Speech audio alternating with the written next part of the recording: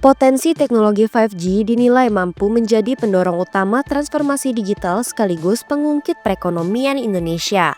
Pengembangan 5G diperkirakan akan mempercepat pertumbuhan ekonomi digital dan meningkatkan produktivitas lintas sektor. Dalam periode 2024 hingga 2030, 5G diproyeksikan berkontribusi terhadap produk domestik bruto atau PDB Indonesia hingga 650 triliun rupiah atau sekitar 41 miliar US dollar dengan kontribusi di 2030 mencapai 0,6% dari PDB atau setara 172 triliun rupiah. Topik ini menjadi pembahasan dalam Bisnis Indonesia Forum bertajuk Menanti Frekuensi Baru Demi Akselerasi Digital dan Pertumbuhan Ekonomi Indonesia yang diselenggarakan pada Selasa 23 Desember 2025. Namun demikian, pengembangan 5G di Indonesia masih menghadapi tantangan besar, terutama dari sisi regulatory charge atau biaya penggunaan spektrum frekuensi.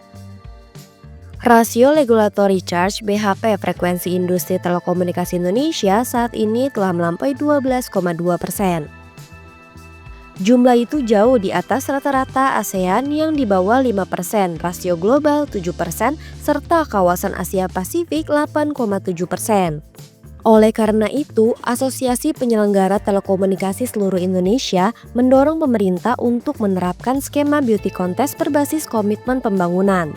Skema ini diusulkan menggantikan lelang harga pada pembukaan pita frekuensi 2,6 GHz dan 700 MHz untuk pengembangan jaringan 5G nasional. Ini kenapa kita sampaikan terus berulang-ulang karena memang beauty contest yang paling lebih rasional.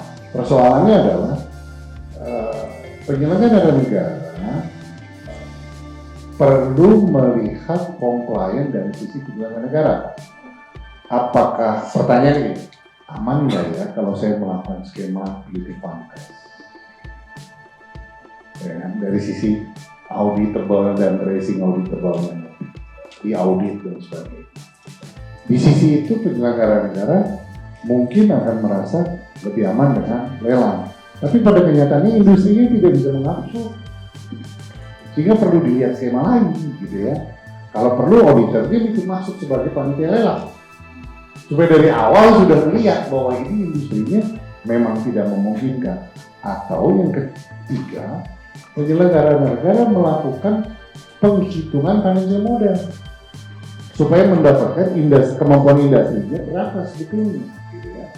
Apakah dengan lelang atau dengan threshold ataupun dengan beauty contest, setengah beauty contest atau setengah lelang. Senada, Masyarakat Telematika Indonesia menyatakan mekanisme seleksi penggunaan pita frekuensi tidak hanya dapat dilakukan melalui lelang spektrum. Selain itu, Ketua Bidang Infrastruktur Telematika Nasional, Mastel, Sigit Jarot menyampaikan pemerintah perlu memperjelas rencana merintis frekuensi.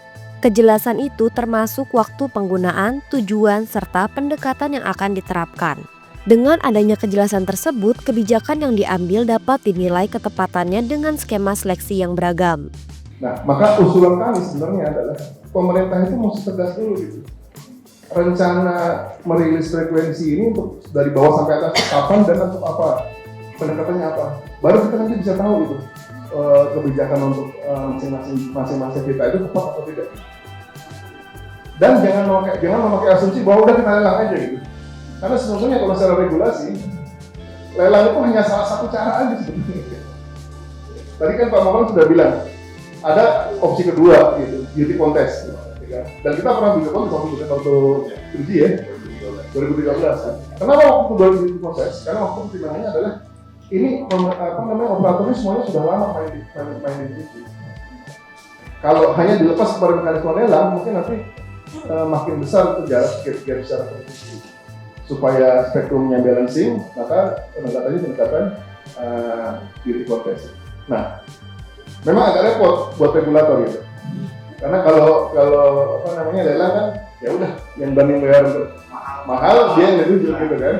Di sisi lain, akademisi meminta pemerintah memperhatikan dampak sosial saat menghadirkan spektrum frekuensi baru, tidak semata-mata hanya pendapatan negara saat proses lelang. Ketua Pusat Kajian Kebijakan dan Regulasi Telekomunikasi ITB, Ian Yosef M. Edward mengatakan, lelang frekuensi seharusnya tidak hanya berorientasi pada keuntungan ekonomi saja dengan menarik biaya besar di depan. Karena itu dirinya berpendapat pemberian intensif dari pemerintah dapat mendorong kemajuan teknologi dan juga memiliki dampak sosial yang luas. Dan di sini juga, kalau saya setuju dengan dari Pak Sigit juga, seharusnya ternyata mengakibatkan dampak ekonomi yang sangat signifikan bagi masyarakat, harusnya turun nilai K-nya juga. Jadi kayaknya kita agak terbalik semua gitu.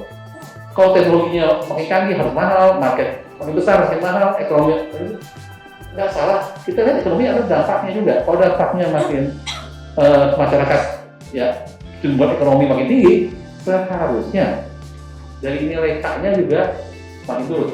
Jadi BHP-nya turun.